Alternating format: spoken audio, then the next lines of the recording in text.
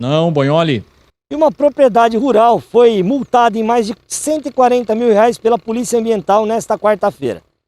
Com apoio de imagens do INPE, Instituto Nacional de Pesquisas Espaciais, a Polícia Ambiental foi até a propriedade e constatou a ação criminosa.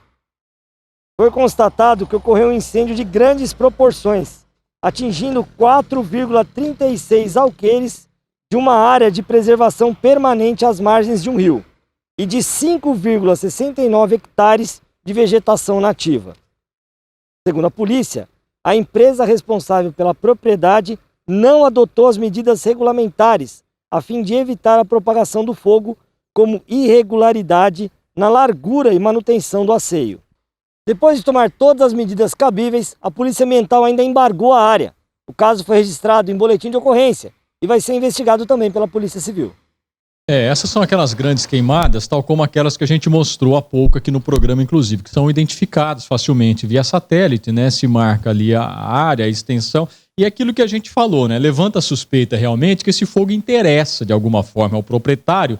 No mínimo, sabe, eu não vou mover aqui grandes energias não para evitar, porque sabe como é que é? Eu estava precisando realmente derrubar um matinho, sabe, aumentar a área aqui destinada à plantação de cana. Eu não estou falando desse caso específico, o processo já está correndo, né, e o proprietário tem o direito de se defender. Mas de um modo geral, sabe, a gente vê com um pouquinho de reticências, né, Madá, essa questão do incêndio criminoso. São todos vítimas de criminosos, né? É por isso que eu digo a você que os próprios autuadores, né, aqueles que autuam, então tem que ter o bom senso de não criar situações que depois não consegue provar. Então tem que ter tem que ser muito bem alicerçado, porque de repente essa multa que parece tão astronômica chega na justiça, facilmente ela é derrubada. Então tem que ter aí toda uma estrutura realmente daqueles que multam para que a multa realmente vigore.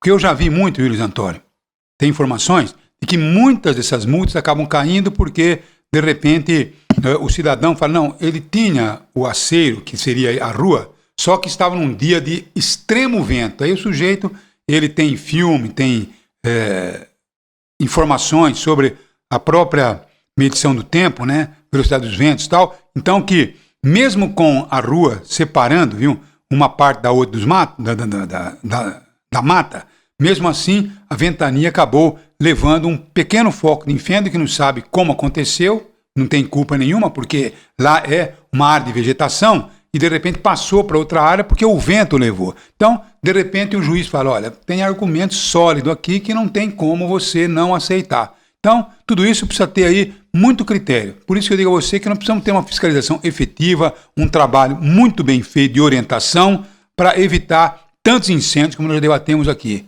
Impossível continuar respirando, né, o ar que nós estamos respirando, tanto na zona urbana como na zona rural. Então precisamos realmente ter aí muito critério, mas não poupar quando a coisa realmente extrapola. É a minha opinião, viu?